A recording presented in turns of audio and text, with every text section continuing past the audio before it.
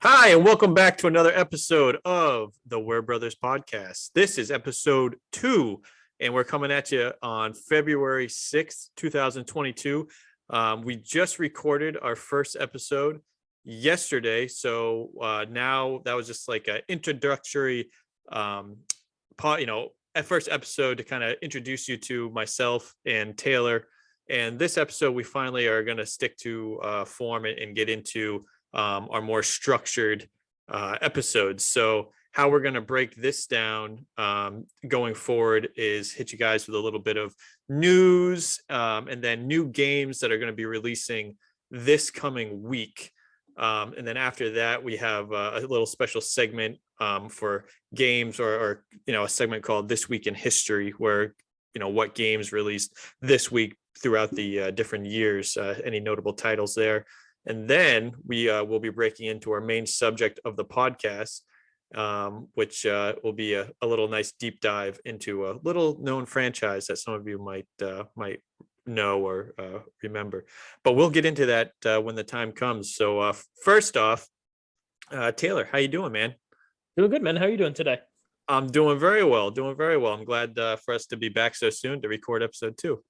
I know we haven't been kicked off of podcasting yet, which I guess makes sense because we haven't released the first episode yet. But by the time you guys get to this one, the first episode will be out with it. So yeah, long time no see, long time no talk to you. Absolutely.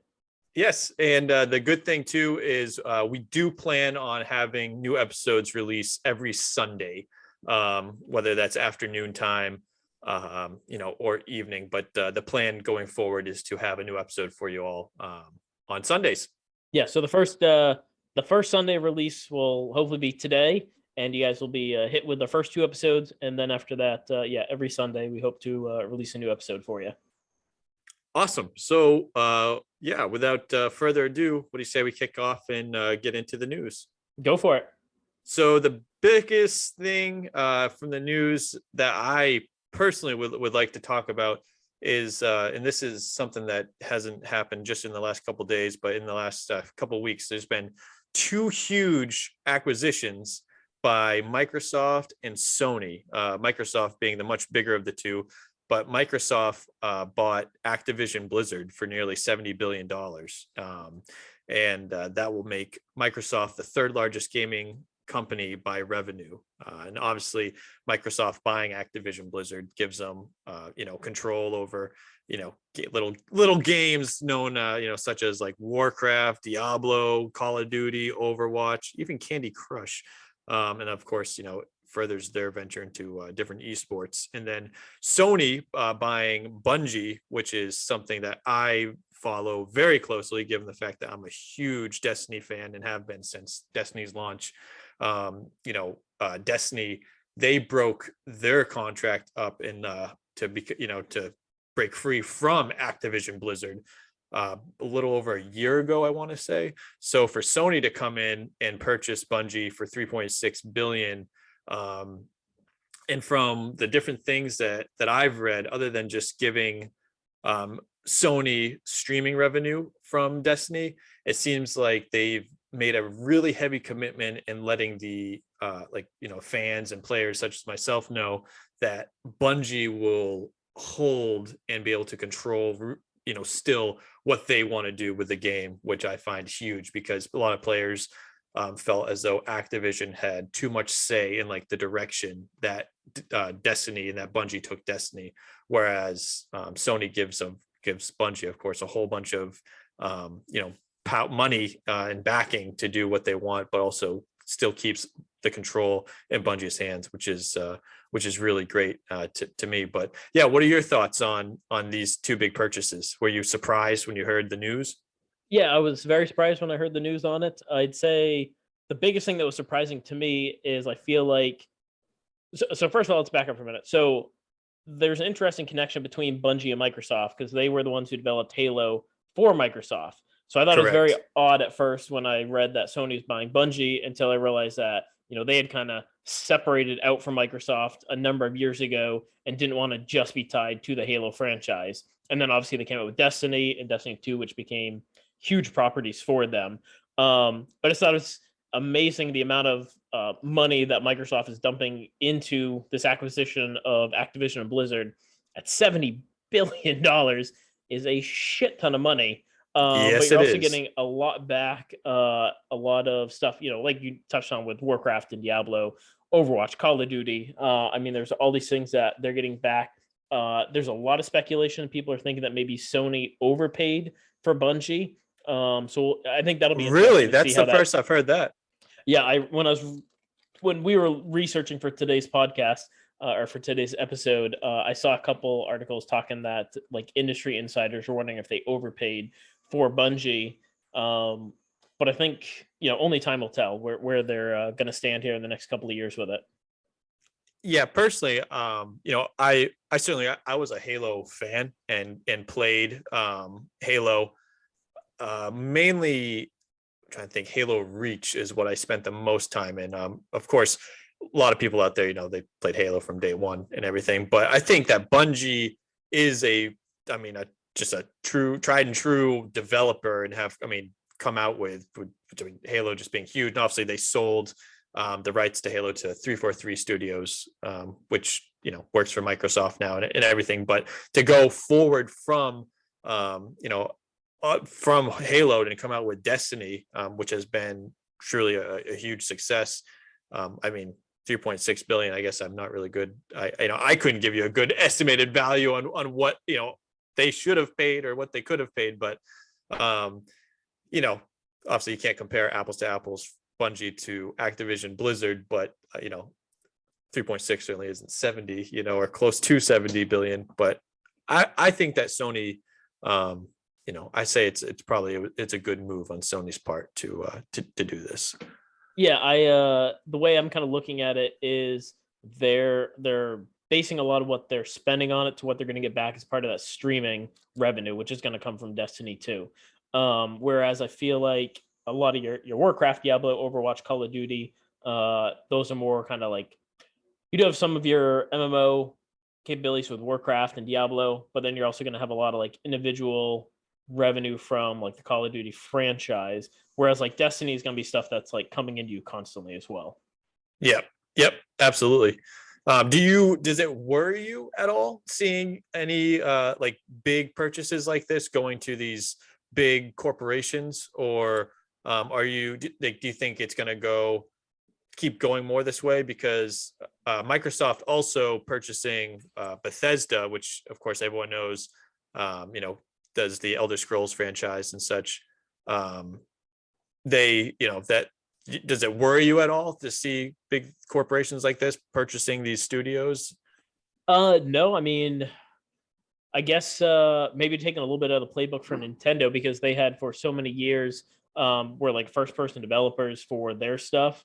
They had so much control out of what was kind of being developed, and they were criticized, I feel like, a lot once Microsoft and Sony came in, and now you're kind of seeing them doing the same thing, which is going to be very interesting. So I don't know. It's the other interesting aspect to this as well, with Destiny being a cross-platform game. Like, even though Sony now owns it, you can still play it, if I understand correctly, on like Xbox and PC. Yep. So I think that's going to be a little interesting too, is how that plays out. Yeah. So for the different things that I've read about it is again, they've committed to say that, it will not become an exclusive to Sony, which is good, because personally I play Destiny 2 on PC. So I started on the PS4 when Destiny first launched. So I would be very unhappy to see it go away from PC if they did that. But I have heard and would think that that's where a lot of the fear comes in for these, Microsoft, Sony type big acquisitions, if they do make something, exclusive to their consoles. For instance, I believe, don't quote me on this, but I believe that they said that the Elder Scrolls series the next Elder Scrolls 6 will not be on PlayStation. It will be exclusively to Xbox and PC. So that is kind of, sours some people, I believe, which I would understand. You've been quoted now. That's going to be in writing forever. Yeah. Good job. The Word Brothers podcast said. Xbox is like, what did he say? Well, I guess that's not going to happen now. So yeah, so I just thought that was big news in the world of gaming, and it'll be really interesting to see where these companies take these different franchises and what comes of it. Be Yeah, really I mean, I think if Nintendo's smart, they're kind of watching this and seeing how both these play out for them. If this is something that's beneficial, or if it's just kind of a one-time thing for both these organizations that saw a way to make some money off these and thought it'd be great to control their interest in them. But yeah, I mean, only time will tell how it's going to play out from here. So, anything else you've came across from this past week in terms of the news? off the top of my head, I don't think so. But this does bring up a very interesting question that I have for you is if you had to see, speaking because we're both very big Nintendo fanboys as well, if you had to choose one game developer for Nintendo to purchase, who would you like to see? And I have a feeling I know the answer to this one. I'm sure you do. I'm sure you do. As I'm sure many people were aware of in I'd say probably in the height of the 90s. Yeah, Rare has to be the company. Yeah. I know they have not had as much exposure recently, but good lord, did they come out with some amazing games in the 90s. I can't imagine that talent just disappears and goes away, which we can get into at a later date, but just the slew of titles that you saw Rare come out with, I would love to see Nintendo take control of them and to see what they can put forth, mostly just for their titles that they had been archived and that I'd love to see just like rebooted on the Switch, and then whatever is next for the next console for Nintendo as well. Absolutely. Successor That to the Switch. that would be my pick as well. Just we both again big fans of Rare. Rareware, just a great developer, great games, great good. Yeah, just that'd be cool to see. I think they still make games for Microsoft, I believe, right? Are they under the Microsoft umbrella? Last I knew, yes. Yeah. Yeah. So. One little side note about we just briefly touched on the successor to the Switch. Rumors are swirling that the next gen will be backwards compatible, so that's gonna be pretty cool. I would love to see that as I'm Of the sure. Switch? Yeah. So any title you have now for the Switch, at least early rumors are speculating that it would be backwards compatible. Yeah, I would at least. I mean, just to see the Switch, just the rumored, for the last couple of years, oh, Switch Pro. I mean, just a Switch with a little bit more power, really. Yeah. I think that I mean, everyone knows it's only a matter of time. It's going to come out. I don't. It's hard to think where Nintendo would go from the Switch. I just feel like that is such a it's not perfect, but it is so damn close. It is just such a wonderful, probably my favorite console of all time. This is just going off to a huge tangent, but it's just a great console. So yeah, I agree. I mean, I can't imagine they wouldn't make it backwards compatible. I mean, if you just think about they had CDs for the Wii and Wii U, and then they made this huge shift where everybody's still using CDs or DVDs, but they put a huge amount of investment into these cartridges because they wanted to cut down on lag time, things like that. I can't imagine they would invest all of that into just one console and then they jump ship again when they go to the next console. So I gotta imagine they're going to make this in some form backwards compatible, so you'd still be able to use the hard disk, but the the hard cards that they had for the current Switch system. Absolutely. Going forward. Well, and with the Switch having or just Nintendo in general having the virtual console space, that gives them a lot of opportunity, and even to take some notes from, I think it would be good from Xbox with their their streaming service with their backwards compatibility. I think that Xbox has done a very good job, and Nintendo could certainly take some notes from them to work on that. But yeah, any other news that you'd want to cover? Not that I can think of at the moment. I think probably this time we'll jump to what games we see coming out this week. Up ahead. So we really think that this is a good segment for those out there who just may be curious on what games are coming out to keep on your radar that are going to be coming out for this week. So to start it off, we have Ollie Ollie World, which is a skateboarding video game by Roll7, published by Private Division. It's the third entry in the Ollie Ollie series. It's, as it says, a skateboarding video game. It's kind of like a platformer as well. That'll be coming out on February 8th for the PlayStation 4 and 5, Xbox, Switch, and on the PC. We have another game, Sifu, I believe it's pronounced. It's a beat 'em up action adventure game developed and published by French studio Slow Clap. That it is also coming out on February 8th for the PlayStation 4 and 5 and PC.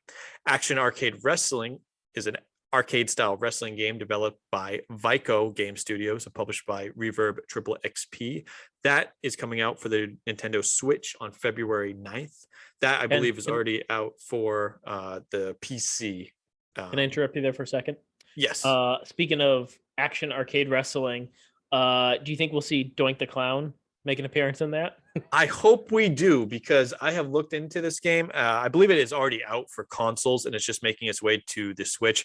I think that this is like a perfect Switch game. I mean, this game literally looks like that raw, like that old school kind of classic style wrestling game that we were talking about in episode 1 that we used to play back with our cousins when we were kids. So this is one I think that people should look out for, because this might be a hidden gem type one. Next you might have like flashbacks and PTSD from your time as Doink the Clown. That is also possible. Next, we have a game called Backbone. It's a noir adventure indie video game developed by Eggnut and published by Raw Fury. That is coming out February 9th for the Nintendo Switch. Crossfire X, a first-person shooter video game set to be released exclusively for the Xbox One and Xbox Series X and S. It is the third installment in the Crossfire series, developed by Remedy Entertainment, Smilegate, Xbox Game Studios, Smilegate Entertainment Inc., and published by Smilegate, Xbox Game Studios, and Smilegate West. That is coming out February 10th for the Xbox. Edge of Eternity, this is one you might want to keep in mind here, Taylor, is a role-playing video game developed by Midgar Studio and published by Dear Villagers. It was released for Windows back in June 2021. This will be releasing on February 10th for the PlayStation 4 and 5 and Xbox. Cardboard Kings is a open your own card shop by the seaside. Interesting. Buy, trade, and sell cards, or keep them for your own collection. Earn reputation with customers, beat your shop goals, unlock new decorations, and host exciting events to bring everyone to the best card shop in town. Developed by Rob Gross, Oscar Britien, Henry's House, and published by Akupara Games. Please pardon my pronunciations. That is coming out for the PC on February 10th. For all you Kingdom Hearts fans out there, Kingdom Hearts 2.8 Final Chapter Prologue, HD 1.5 plus 2.5 Remix, and Kingdom Hearts 3 are all coming out on February 10th for the Nintendo Switch. That is a huge amount of Kingdom Hearts games, and essentially the whole franchise all on the Switch, which is awesome. I am a huge fan of the Kingdom Hearts franchise. Have played through all of them except Kingdom Hearts 3. Have not played that one, so I may be tempted to pick that up for the Switch. We will see. Again, that those all come out on February 10th. And of course, those are developed by Square Enix, and with the little help from Disney thrown in there. I'm sure you all have heard of Kingdom Hearts by now. Known by Heart, a game about accepting loss. The plot, the music, the intuitive gameplay, and atmospheric minigames work together to weave an illusion of briefly returning to one's childhood and inevitably growing up. The feeling of time slipping through our fingers. Boy, isn't that the truth? Being developed and published by Ice Pick Lodge, will be releasing on Steam. So on the PC, February 10th, Known by Heart will be releasing then. And lastly, this week, a big MMO that is going to finally be getting its North American release, Lost Ark. Lost Ark is an isometric 2.5D fantasy, massively multiplayer online action role-playing game. It is co-developed by Tripod Studio and Smilegate's game development subsidiary, Smilegate RPG. That is coming out February 11th. Lost Ark, released in South Korea. This is a South Korean MMO that has finally hit the North American markets. Very much anticipated. A lot of people have downloaded patches so they could like English patches so they could play in the last couple of years, but through the South Korean client and things like that. So this is finally, like I said, getting a North American release. So I know a lot of people are excited for that, and possibly myself. That's another one that I may try. It's like a Diablo esque sort of style, but MMO RPG where it's like a top down kind of dungeon crawler esque type thing. But yeah, a lot of people are excited for that. So those are your games that will be releasing this week. That is a mouthful. There's a lot coming out this week. That sounds like a lot of great stuff hitting a bunch of these consoles and the PC. Certainly a lot of stuff to look forward to coming up. What out of that list, what's probably your favorite one you're looking forward to this weekend? Oh, favorite one out of this. So I have seen a lot actually on the Sifu. I believe that's how you pronounce it, Sifu, for the PS5, PS4, PS5, and PC. The action beat 'em up. It has a really cool kind of like a cell shaded, almost look to it, action adventure beat 'em up. It's gotten pretty good reviews so far. That's one. I don't know. It just kind of seems pretty cool. Like the old like Beautiful Joe type cell shading style. Yeah, I from what I've seen, I think so. You out there may correct me and be like, no, that's not what it looks like at all. But you are wrong, sir. But yeah, that's one I think is worth checking out. Kind of has like has a unique look to it. So that's kind of what I'm looking. What about you? Anything on that list that catches your interest? Yeah, I mean, certainly a lot to go over. The Kingdom Hearts series is one I dabbled in briefly, and I enjoyed what little bit I saw of it. So that'd probably be top at my list. If I was going to jump into any of these games coming up, that would probably be right up there. Yeah, I'd recommend that. Like I said, as you know, I'm a huge Kingdom Hearts fan and have played through the first and second game and a few of the other like handheld games over the years. So big fan of Kingdom Hearts. So yeah, I'd check that out. Very nice, very nice. So I think probably the next topic we're going to jump into, just touching on a couple of things here. One segment we want to add in is basically this week in history. So kind of touching on either some games or consoles that came out, during this week of the podcast, but in years past. First one, which I don't know how many people have heard of, in 95, they released Rise of the Triad, which was a first-person shooter developed by Apogee Software, which later became 3D Realms. They developed a small game you may have heard of called Duke Nukem.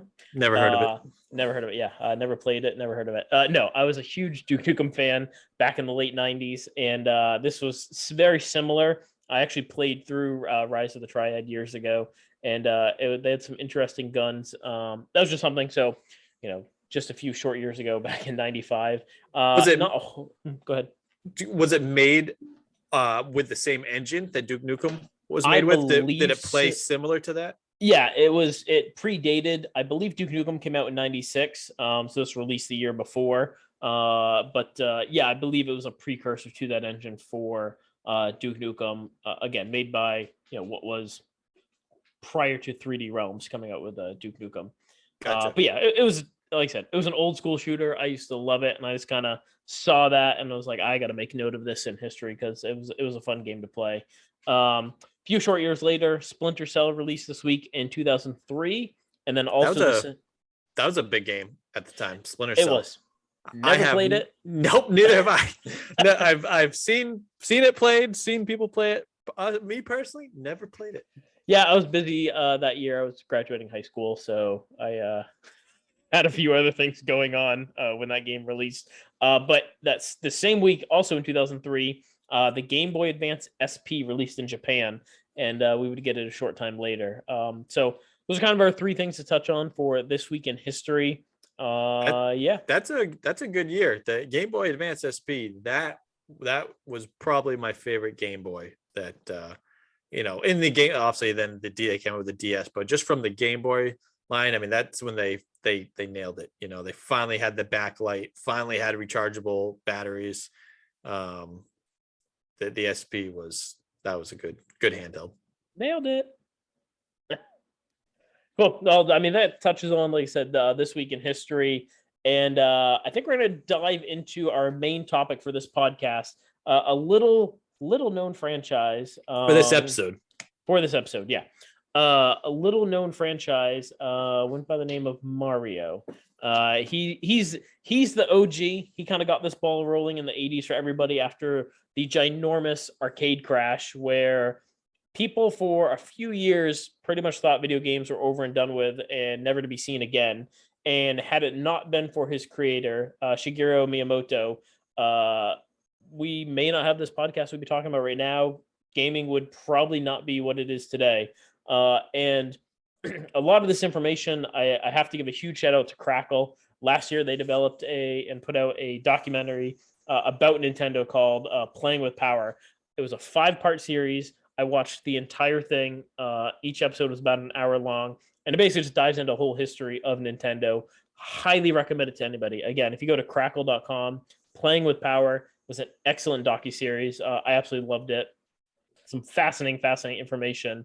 But I feel like we can't talk about Mario without talking about Shigeru Miyamoto and what he meant to Nintendo and what he was able to do. Ken, are you familiar with some of his backstory and like where he came from?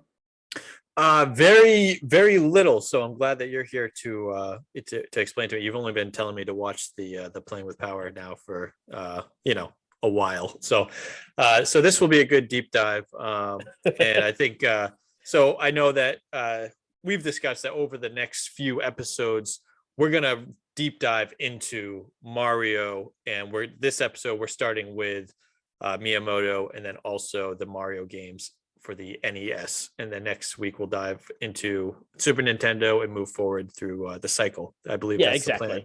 What I found most amazing about this kind of backstory on him and Nintendo coming to America. So there was a trucking company called Chase Trucking, and they started out as the distributor for a bunch of the Nintendo games. They're over on the West Coast near Seattle. And basically they had gotten some tabletop games, put it out at a local hotel, and was just cashing in like crazy. And they were like, yeah, we really have to kind of start licensing as many of these games as we can. So at the time in the early 80s, there was a ton of like sci-fi action shooters out there. And Nintendo was a little late to the party with it. They came out with a game called Radar Scope. They issued 3,000 of these units over to the US, and this trucking company was able to find homes for 1,000 of them. But at that point, all of a sudden, everything dried up. They couldn't find anybody to take any of these cabinets. And they're like, we have 2,000 of these cabinets. What are we going to do with these games? So Nintendo, all of their lead developers had been in process of working on games for the upcoming future. And this guy stepped forward who was basically a line engineer. He developed artwork for the cabinets and assembled them on the assembly line. But that was about it. And that was Shigeru Miyamoto. And he goes, you know what? He loved the manga art that I had over there, loved the style. And I guess Nintendo had a deal in place for a Popeye game that fell through. And from that, Miyamoto came up with the idea for Donkey Kong, where basically there was a trainer who was abusing his giant gorilla, and the giant gorilla kidnaps his girlfriend. And the trainer's like, I got to get my girl back. Thus became Donkey Kong. So they come up with this idea. I think it's going to be great. They ship all the hardware over to America, and there were 5 employees at this trucking company. So between the 5 employees, a whole bunch of beer, and their girlfriends and wives, they converted the remaining 2,000 units of Radar Scope over to Donkey Kong, and it became a smash hit for them. It was basically what I don't want to say what saved the company, but it certainly put them on the path that they're on now. And a lot of it's owed to this line engineer who was just making artwork for the cabinets. That's unbelievable. I mean, you would have to think that is what saved, the company. I mean, that's talk about a big Hail Mary, just, taking Radar Scope and turning it into Donkey Kong. I mean, that's pretty cool. Could you imagine having one of the original, those 1,000 units that were sold, having one of those today, what that is probably worth? Oh, it's crazy. Yeah. I mean, it's got to be up there in terms of some of the holy grails of certainly cabinets that are out there. Have you seen any information on any of those original 1,000 units? Can't say that. Well, so let me just clarify. So they sold original 1,000 units of the Radar Scope. Right. Yeah, okay, that's what you're saying. Yeah, I know I've not seen. I thought you meant the Donkey Kong cabinets. No. So yeah, it's just those original 1000 that are still radar scope. Though that talk about a collectible, to have. Yeah, if anybody wants to ship us one, you're more than welcome to. Absolutely. Yep. To the Weir Brothers podcast. I will come pick it up. You let me know where you are. I will find you. But no, that is really cool. I mean, that's hey, hard work, dedication. 5 employees, wives, girlfriends. 6 Yeah, pack you of get it beer. done. You Yeah, get a lot done. I mean, Miyamoto, he had training in programming. Like that's I think part of what he went to school for. But he just didn't Sure. know kind of like where he was going to go from there. And I believe Nintendo just kind of put out a blanket to like all their employees, and they're like, we need an idea for another game. These cabinets that we built are going down the shitter. We're either going to throw them away and start from scratch, or somehow we're going to convert this hardware over to what's going to be hopefully the saving game. And from there, obviously Mario got his start in Donkey Kong, and now he's been, I think, in over like 240 games since then. He's been a ton of different professions, from a doctor to a tennis player to a baseball player to carpenter, plumber. He's been all over the map. And like I said, I as big of a fan as you can be from Sony and Microsoft, they wouldn't be where they are without the start of Mario. Here's a very probably easy trivia question that you probably know, but in that original Donkey Kong game, do you know what Mario's original name was? Jumpman.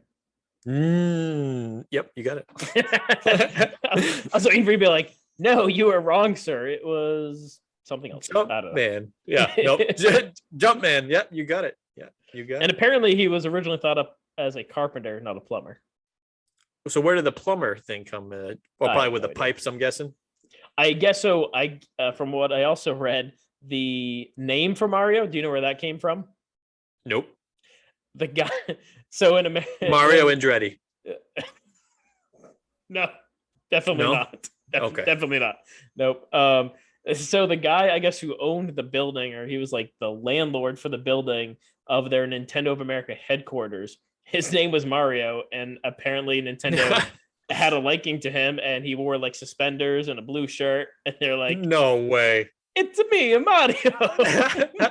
He was Italian too? Apparently that's what I read. Yeah. So that's where they got the name for him. His name was Mario, and they're like, he's our guy. I hope that guy got some royalties out of this to use his likeness. That's if he didn't get anything, man, I tell you, he should. Tell you what, it's a good thing the person who owned it was not shaped like a blue hedgehog, because that would have been a little awkward. That would have been a little awkward. Sega wouldn't have known where to go themselves. They're like, crap, they already have the blue hedgehog. Good point. So yeah, that's what like I said, it's kicking this whole thing off. We all owe a huge thanks to Miyamoto, and he has just developed hit after hit after hit after hit for years for Nintendo.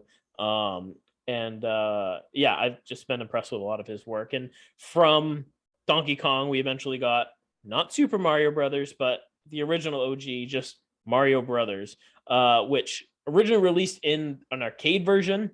Have you played the original Mario Brothers? Absolutely. So I have played it from where Taylor and I worked when we were growing up. At one point, I don't know if it still is, but at one point it was the world's largest video game arcade located in Laconia, New Hampshire, called Fun Spot. They had a old school Mario Brothers cabinet in game. And so I'd say that's probably my first memory of where I played it when I was a kid.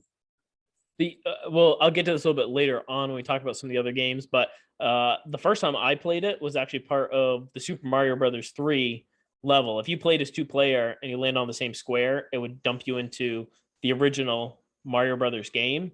Oh, and yeah, okay. I remember thinking at the time, I'm like, well, this is kind of weird, because I didn't realize as a kid that it was actually its own separate game before all of this. There was Mario Brothers before Super Mario Brothers. But yeah, they had an arcade version that came out here in North America in April of '83, and the arcade version actually released later on in Japan a few months later in June of '83. Eventually got once the NES released, they ported over to the NES. So in Japan, it came out first there in September of 83. And then later on, we didn't get it here on the NES until June of 86. But yeah, as I touched on, it was a spinoff of Donkey Kong. And then actually Mario was a bad guy in Donkey Kong Jr., where he kidnapped his father. And so Donkey Kong Jr. had to basically go on the offensive to get daddy back from Mario. But then I also learned the Mario and Luigi were part of an earlier version from the Game & Watch series where they worked at a bottling plant. And that actually came out in March of 83 before the actual Mario Brothers ever came out to begin with. Interesting. So, but Luigi was in that one. He was, yeah. I made his first appearance. Yep, Well, I don't know if that was his first appearance, but I believe it was. I think Nintendo at some point issued a statement about that being his first appearance. But yeah, Luigi, the younger, taller, slightly less attractive brother to Mario. Yeah, I see where you're going with this. Just stating facts here. Younger, taller brother Ken. So I just want to go out there and say that personally, my opinion is Donkey Kong Jr. is much better than Donkey Kong as far as the game goes. But come at me, bro. I would say I probably had more experience playing Donkey Kong Jr. than Donkey Kong. I would say it's a better game for sure. I like the gameplay on Donkey Kong Jr. It's probably the rose-colored glasses that I have, and I'm sure it's for you too, because our father played Donkey Kong Jr. quite a bit, and that's where I got, we got our exposure to Donkey Kong Jr. Donkey Kong Jr. exposed himself to you? God. It's a little twisted, bro. Yeah, no, that was. I don't like where this is going. That's probably where my opinion from it came as well, was just watching our dad play it more so. But I did like the original Donkey Kong. He could get like the hammers and stuff and bash things and jump as Jumpman. Yep. So yeah, no, so Mario Brothers, first in the series, so to speak. Before we move on to then from the original Mario Brothers to our Super Mario Brothers. So that released on the NES in Japan in September of 85. And then there's a little bit of controversy as to when it actually released here in America. Really? So yeah. So all the research I could find, some had it listed in October of 85, some had it in November.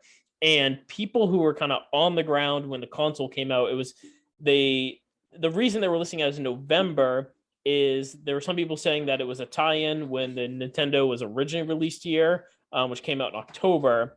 But then I guess from a lot of research I did, it wasn't officially listed as a tie-in game until November. So that's why it's up in the air as to when it was actually released here in America.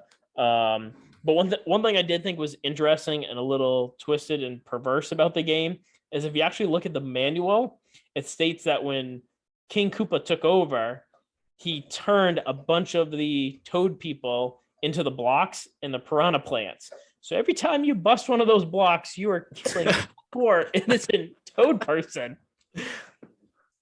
That's cruel and unusual. I never knew that though. I didn't know that either. That is cruel, but you know what? They get what they deserve. Thank you. These poor Toad people are just like hanging out. Well, you know what? I guess they do kind of deserve it because every time Mario, that poor son of a bitch, would get to a castle, Toad would be like, "Oh, your girl's not here, man. She's in another castle." Yeah, you think that'd be like nice to know from the beginning, like yell out the window, "Hey, no, next one. Don't bother wasting time here. Keep on going, Mario. She's not here." And I would just bust a few more bricks on the next level. I'd be like, "Oh, how do you like them apples there, buddy?" But one thing they did point out is if you look at the piranha plants, the coloration of them, it matches very similar to what the Toad people's kind of heads look like. Wow, look at that. Yeah. That's pretty cool. Mind blowing. Well, not for them because they would turn into piranha plants. That sucks. But and they're like eating people by like opening the top of their skulls and like chomping down. Oh, yeah. This gets more gruesome and gruesome. And is it true that on the cover of the Super Mario Brothers one, it's Mario dying? From what I've seen, yes, he is like falling into a pit of lava. Yeah. So I So can only imagine the graphic designer at Nintendo. They're like probably had all these plaster boards of different scenarios that they want to put on there, and he's like, "Hey, I'm gonna put this one of him dying. This is gonna be hilarious." And then they pick it, and he's like, they picked mine of Mario dying. Cool. He's literally I about to fall into like a pit of lava, and you're like, "Yeah, go Mario, you can make it."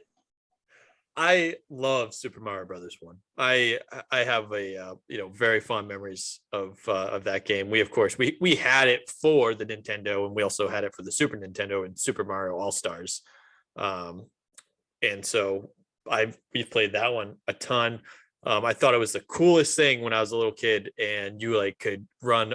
You go to the second level, you go into in the pipes, go in the caves, and you can run across, and like the secret, yeah, exactly, hidden entrance or hidden, exit, and choose like if you want to skip forward worlds and stuff. I just, as a little kid, it was just like, wow, it just seemed like such a cool concept, yeah, to me.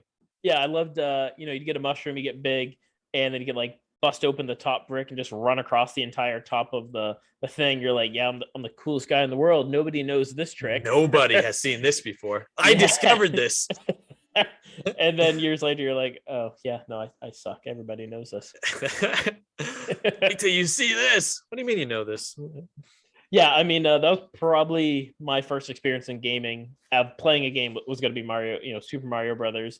I had a lot of frustration from that game, and I'm pretty sure it was probably the first game I ever beat, if you call it beating. I mean, because you get to the end of it, and they basically just start you all over again when you finally do get to the end. But yeah, that was probably the first game I ever beat at the ripe old age of like 5 or 6, something like that. Now, you may or may not remember this, but did you actually play through from like each level to level to level, or did you do do the skips? Oh, fuck no. So you No, skipped. I probably skipped. If I'm being honest, I don't remember, but I'm sure I was like, oh sweet, warp level. I can jump through 3 hellacious levels and just get right to level 4. Yeah, go for it. Boom. Fair Yep. enough. So all right, so we cover Mario Brothers, cover Super Mario. This is where things get a little interesting. And as a kid, I had no idea that there was that our Super Mario Brothers 2 here in America was different than Japan's Super Mario Brothers 2. I'm sure everybody's aware of this at this point, but the one that was released here in America for the regular Nintendo, we had a release date. It came out in October of '88, and Japan eventually got it several years later. It was in September of '92. But I remember when that game came out, it was such a divergent from the original game. It was part of one of the things I really loved about it. There was like so many different things to do, all these new characters. You could play as Toad and Luigi and the princess. I was like, this is so cool. And they had all these different bad guys. And it wasn't until years later that we found out they just gave us a dumbed down version of another game because they didn't think Americans could handle the real Super Mario Brothers 2, which I think is probably a smart bet on their part, because I recently played through the quote unquote lost levels on the Switch. That game is so hard compared to the first one. I doubt they would have sold very many copies compared to when they released the our version of Super Mario Brothers 2. Yeah, so Super Mario Brothers Lost Levels in Japan was Super Mario Brothers 2, correct? Exactly. Yes. Okay, gotcha. Yeah. And our Super Mario Brothers 2 was a reskinned Doki Doki Panic. Yeah, was that exactly. Did America ever get Doki Doki Panic, or did we just get Super Mario Brothers 2? I'm pretty sure we just got Super Mario Brothers 2. I mean, they may have released it at some point, but I don't believe so. So they basically had this game over in Japan, Doki Doki Panic, and they just put in all these Mario sprites instead. And they're like, voila, we got Super Mario Brothers 2. We're going to ship this to America. Those dumb idiots aren't going to know what's going on. And I just remember at the time being like, wow, this is so different from the first one. I loved it. And I can even remember when the third one came out, I was like, whoa, like, okay, you have this big divergent from 1 to 2. And then it's like, I could see all the connections between 3 and 1. And I'm like, how does 2 fit into this? This makes no sense whatsoever. Right, absolutely. But I did love number 2. I mean, and if it wasn't for number 2, we never would have been given Shy Guys. pretty sure that's the only character that's carried over from that game, Super Mario Brothers 2, into like future installments down the road was the Shy Guys. Now, is Shy Guy from Doki Doki Panic, I or was believe that so. So I think the only thing that was changed, like I think some of like the environments were changed a little bit, but I'm pretty sure like all the bad guys were from Doki Doki Panic. I feel like like the dinosaurs that would spit out the eggs and stuff and shoot them yeah, at you? yeah. And again, you guys can correct us on this if we're vastly inaccurate on this assessment, but I'm pretty sure that you know they basically just plugged in the Mario sprites, and then that became Super Mario Bros. 2 from Doki Doki Panic. Cool. Which would explain why everything's so different with Super Mario Bros. 2 compared to 1 and 3. Oh yeah, it is. It's very very different, um, but at the same time, still feels like Mario. Like it has that kind of magical, whimsical sort of world to it, and it almost fits. It does. Now Ken, have you ever played through the entirety of Super Mario Bros. 2? I have, yes. Me too. I do. I love the remember different watching bad you guys. beat it. Yeah, I love the different bad guys that were in it, and the worlds, and the potions where you jump into like the dark side of the level, and then the Yep. secrets that were involved with those like dark side. If you put the potion in a certain spot, you can get access to a different level, and they have their own warps, which was also pretty cool. It was probably the one other thing I feel like that was taken out of the original Super Mario Brothers when they went to Super Mario Brothers 2. Was the warps. Was the warps. Yeah. Yep. Yeah, I agree. Yeah, it was. It was yeah, it was cool. It was definitely they did it, they did it well. What could have been a failure, I think I think did well. And from what I understand, I mean, I think people like the US second one. I think it got quite a bit of critical acclaim when number 2 came out, and again, we eventually got the quote unquote lost levels as part of the Super Mario All Stars for the Super NES, and I remember we had that, and again, even at that time, I was like, whoa, what is this like lost levels? I didn't realize until probably, I don't know, 7-8 years ago that again was the Japanese version of Super Mario Brothers 2. But they just kind of back up for a minute. So that lost levels there, Japan Super Mario 2 was released in June of '86. So they got it just a few short years after the first one. And I didn't even playing it on the Switch, it didn't seem like graphics were all that different from the first one. They just ratcheted up that difficulty level quite a bit. He'd have bad mushrooms that would shrink you. Okay, and I think in the Yeah. first level you could get one. It was like it was a poisonous mushroom. I remember the first time playing through it, I was like, "Oh, sweet, get a mushroom. I get big. Oh, what's this slightly discolored mushroom? I think I'll try." What the hell just happened? How did I get smaller? But like that was not supposed to happen. But I enjoyed the lost levels. Like I said, I just played through it probably for the first time completely a few months ago on the Switch, and I enjoyed it. But damn, that sucker was hard for sure. Did it have, was it 8 worlds? Like is the first one 8 worlds, I believe? Yeah, I believe so. I will say, like, one of the big things I noticed, the first game had it as well. In some of the castles, there were pattern portions where like you had to go through a certain section and then you'd like drop down, and if you went through the wrong section, it would like ding at you and you have to like start back at the beginning. And the second game, the Lost Levels, had the same setup in some of their castles, but they were like 10 times harder, it seemed like, or there was like twice as many patterns you had to go through to make it through the end. I was like, good Lord, when is this torture going to end?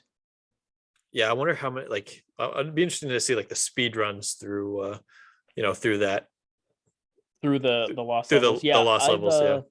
I haven't seen anything about those, but it was quite a bit harder than the first one, in my humble opinion. Oh, I believe it. That's the reputation that it's always had. So yeah, and so we move on from that to what I think can be described as, for many people, one of the best games of all time. It's certainly, I would say, in my top 5. The introduction of Super Mario Brothers 3 was the first time I remember being amped up for a release of a game. And from there, I think companies have just kind of like taken it up a notch every single year when new games have come out. But I know this is a movie that we both loved. When The Wizard was released in December of '89, it was basically an hour and a half long advertisement for Super Mario Brothers 3, The which ended up Wizard. releasing a few months later in February of 1990. And so, well, they came out in '88 actually in Japan, and then we didn't get it until almost a year and a half later in terms of February of 1990. But I remember, for any of those who haven't seen The Wizard, it's basically about this video game tournament that's starting, and the big game at the end of it is Super Mario Brothers 3, and these three people have to contend with each other to beat the game. And of course, there was no internet back then. Like, we saw this movie and was like, what is this game? They're advertising Super Mario Brothers 3, which just was leaps and bounds ahead of the first two Mario games. And would you agree with that, Ken? I would agree with that. Absolutely. That's, I mean, out of these Mario games for the Nintendo, hands down, Super Mario Brothers 3 is my favorite out of all of them. It's just dropping, the whole thing being a play, once it's cool once you kind of realize that, and that you're on a quote unquote, a stage. And so when you drop behind, the different, props and stuff, it's really cool the different ways you can interact with each level, and just the changing of like the settings from the world. And of course, who doesn't love the giant island, with like the oversized enemies and stuff like that. Oh, absolutely. Yeah, that really, game, really cool stuff. yeah, I like I said, Super Mario Bros. 3 is probably in my top 5 of video games of all time. Just from all the suits you could get. I mean, you start off in the first Super Mario Brothers, where you got basically you're small, you're big, and you got firepower, and then you got the star. And then you go to Super Mario Brothers 3, where you have all those same things. Yeah, you also throw in, you got your pea suits and the raccoon suit. I mean, how cool is that? You have the shoe that you can jump in and bounce all over the place. It The was just Tanuki super cool. suit. Yeah, the Tanuki suit, your frog suit. The frog, There's yeah. so many things you could interact with in that. And then you have all the other items you could get, where you can like pass through worlds if you had a cloud, the hammer, where you can break into secret sections of the different maps. And then you have as well the The whistle, mini games. the mini games, where I think everybody started to realize what anxiety was when you had to match up as it's spinning across the top. You're like, oh, I've seen the You're memes like, no out there. whammy, no where whammy, no whammy, no whammy. yeah, I've seen the memes out there where they're like, you're in therapy and you're like, oh, when did your anxiety start in life? And you have the image of the star and the mushroom and the flower just scrolling across, and you're trying to line them up. You get the first two, you're like, this last one's gonna be perfect, and you fuck the whole thing up.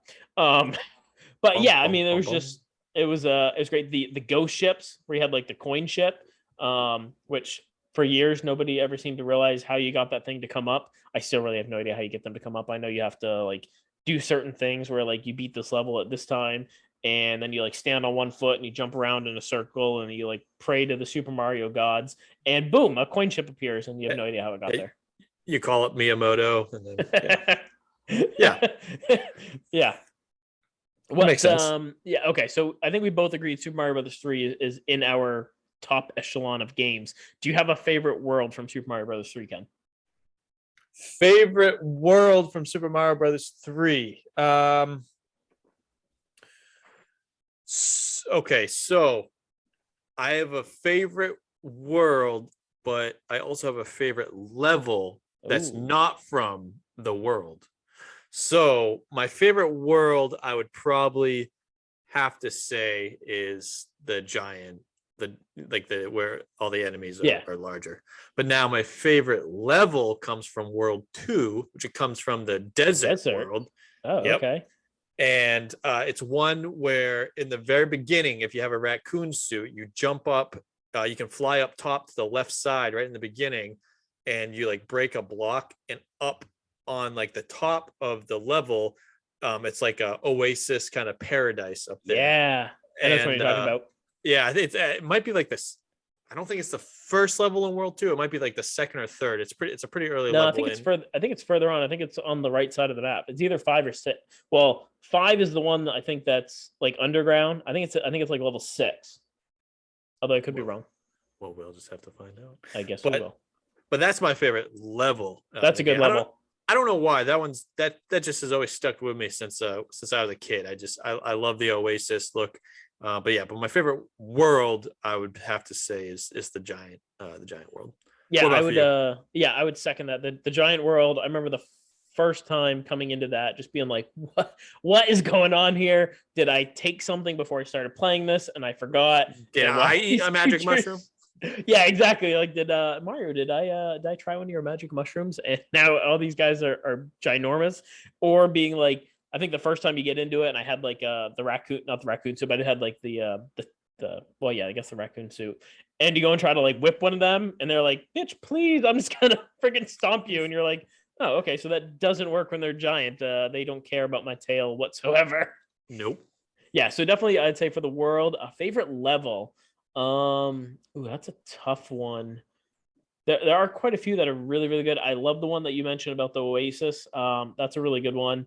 And then I think, geez, I don't know. I don't know if I could pick a favorite from that.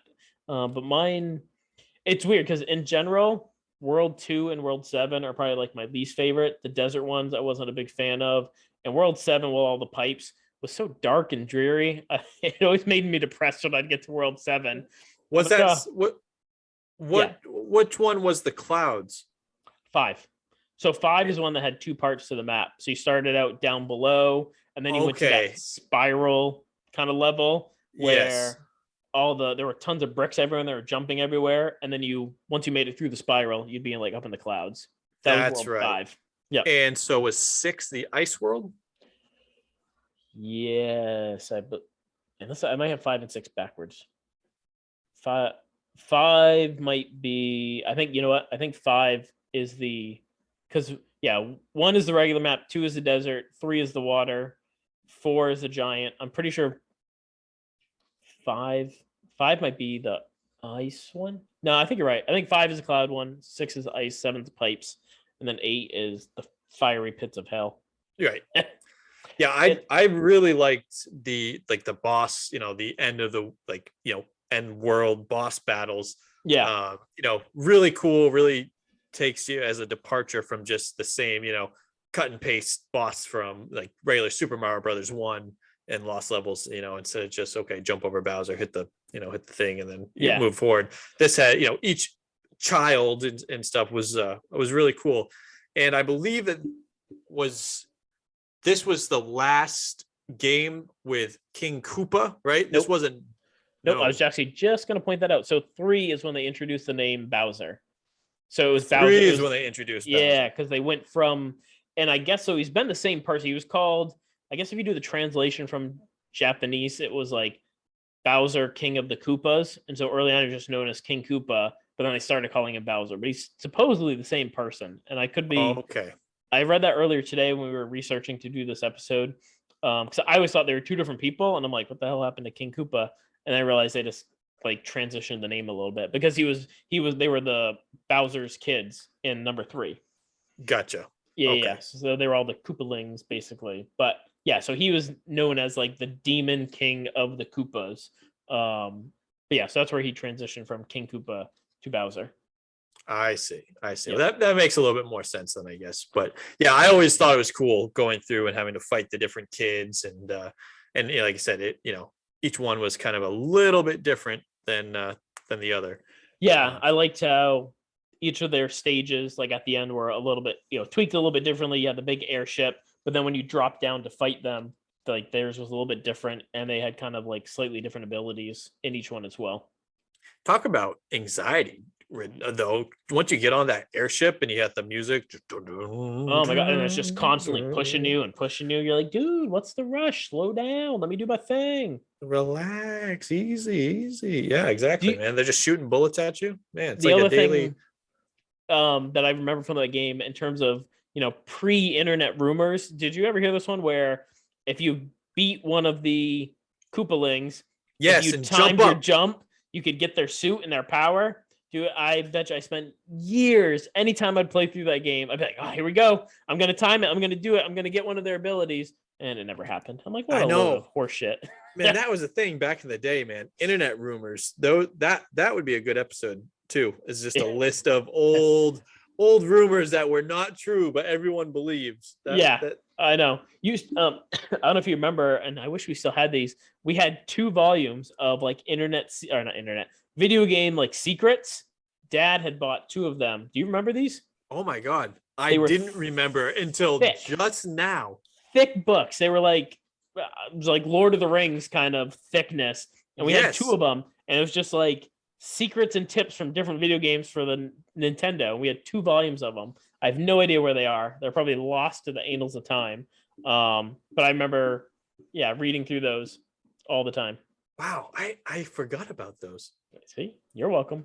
What would you do without me? I don't know, man. That's wild. Yeah, it's too bad. That's too yeah. I don't even know where we'd start to look for those. They are probably long gone. Yeah, too bad, so sad. Oh well.